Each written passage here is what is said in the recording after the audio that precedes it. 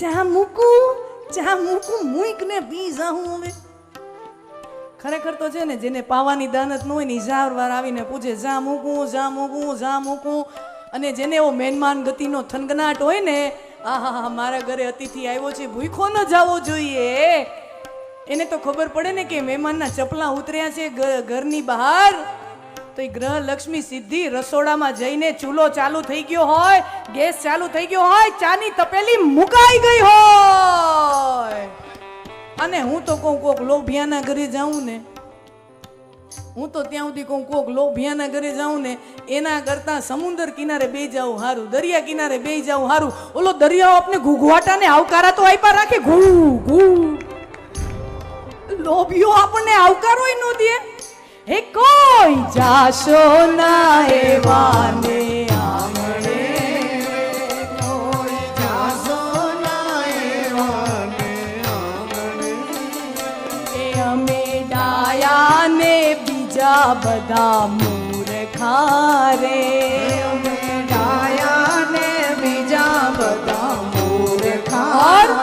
दूसरे कैसे व्यक्ति के घर नहीं जाना है જેના અંતરમાં એવું અભિમાન હોય ને कि मैं ही ज्ञानी हूं, मैं ही समझदार हूं, मैं हूं, हम ही हम हैं, बाकी सब चाय पानी कम है.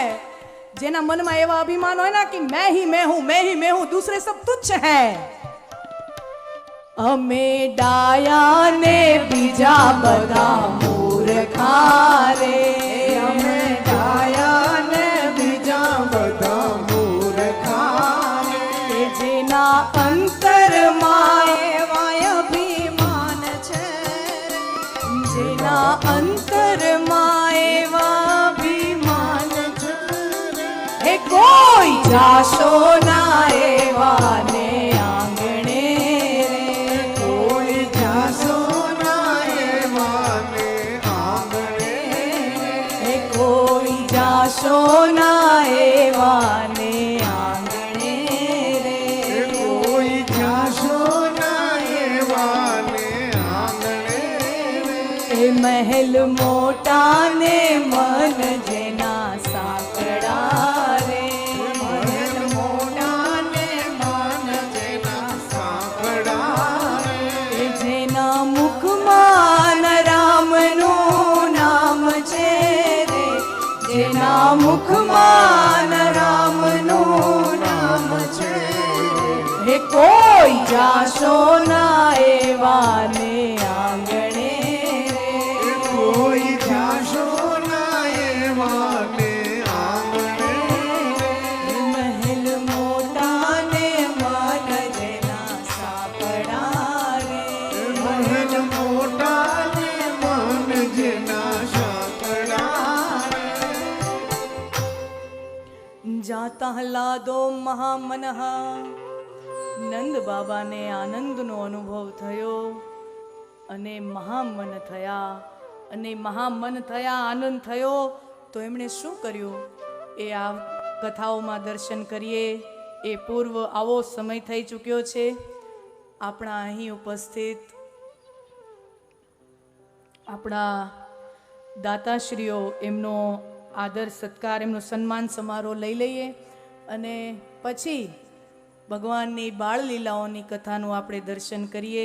બોલો શ્રી કૃષ્ણ કનૈયા લાલ કી જય.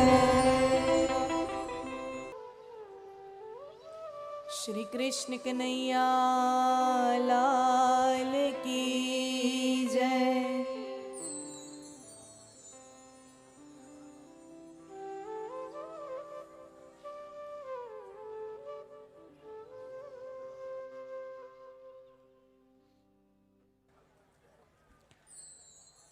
નંદસ્ત્વાત્મજ ઉત્પન્ને જાતા હલાદો મહામનઃ आहूय विप्रान वेदज्ञ स्नात शुचिरलंकृत.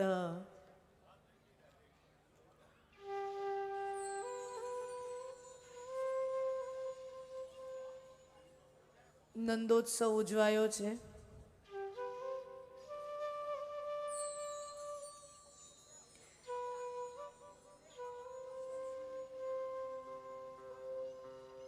ભગવાનના જાતકર્મ સંસ્કાર થયા. સનાતન વૈદિક પરંપરામાં જીવ જન્મે ત્યારથી લઈને આ સંસારમાં આવે ત્યારથી લઈને આ સંસારમાંથી ચાલ્યો જાય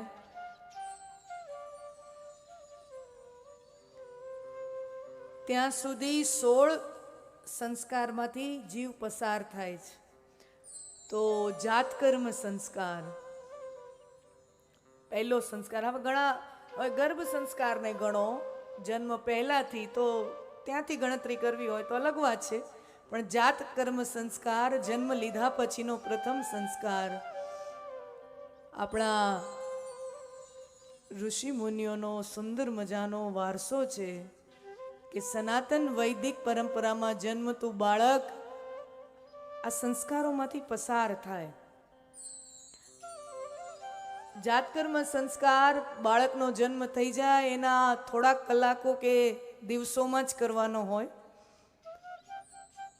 પણ હવે એ પહેલા સુવિધાઓ હતી કે મોટા ભાગની પ્રસૃતિઓ ઘરમાં થતી, તો એ પ્રકારની સુવિધાઓ હતી. હવે આપણે જાણીએ છીએ કે એક પણ પ્રસૃતિ મોટા ભાગે 99% ઘરમાં નથી થતી, હોસ્પિટલોમાં જ પ્રસૃતિઓ થાય. હવે આપણે એમ કહીએ કે ત્યાં એમાં વિદ્વાનો બ્રાહ્મણોને લઈ જાય કે વિદ્વાનોને લઈ જાય ને અહીંયા જાતકર્મ સંસ્કાર કેમ કરવા?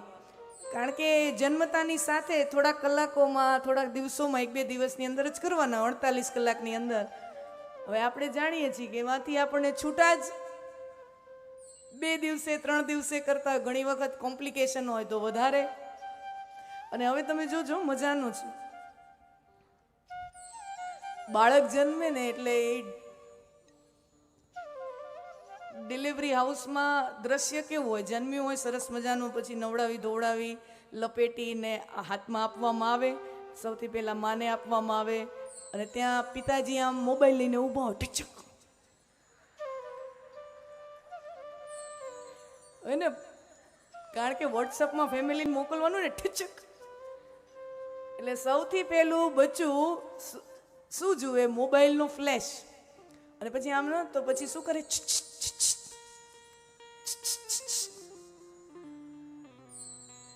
વિચાર કરો, આ બાળક આ ધરતી પર આવીને સૌથી પહેલો અવાજ પછી શું સાંભળે છે? નાદ શું સાંભળે છે? હવે પેલો અવાજ એવો પછી છુછુંદર જેવા થાય ને, પેલો અવાજ જ પછી તો છુછુંદર જેવા થાય ને. સનાતન વૈદિક પરંપરામાં જન્મતો બાળક જ્યારે શ્વાસ આ સંસારમાં લેવાનો શરૂ કરે, સૌથી પહેલા વેદોક્ત મંત્રોચ્ચાર. હવે આપણે જાણીએ કે હવે એવું તો બધું ક્યાંથી ત્યાં પોસિબલ થાય? શક્ય જ કેવી રીતે થાય? ભાઈ શક્ય જ કેવી રીતે થાય? કાંઈ વાંધો નહીં, આપણે ત્યાં માતાને ગુરુ દરજ્જો આપવામાં આવ્યો છે. માં એ ગુરુ સમાન છે. માને ગુરુ, પહેલી ગુરુ તે માતા. માને ગુરુની પદવી મળેલી જ છે. હવે માં એનામાં એવી વિદ્વતા ન પણ હોય, જ્ઞાન ન પણ હોય, એનામાં કોઈ પ્રકારની વિદ્વતા ન હોય ને, તો કાંઈ વાંધો નહીં. પણ એક માં આટલું તો કરી શકે, પોતાના બાળકને જ્યારે પહેલી વાર આમ ખોળામાં લે ત્યારે સૌથી પહેલો એના કાનમાં, એના શ્રવણમાં સૌથી પહેલો જે નાદ થાય, એનામાં વિદ્વતા હોય ન હોય, આવડે ન આવડે, વેદ મંત્રોચ્ચાર આ તો બધી બહુ અલગ વસ્તુઓ છે. પણ કાંઈ નહીં, 3 વખત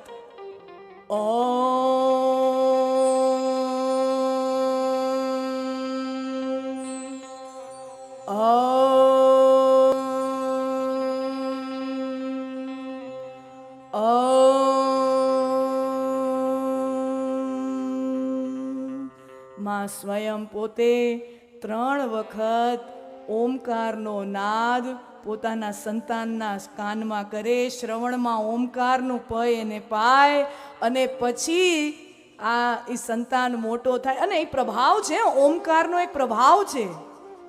प्रणव नाद है, स्वयं प्रणव नाद है ओमकार.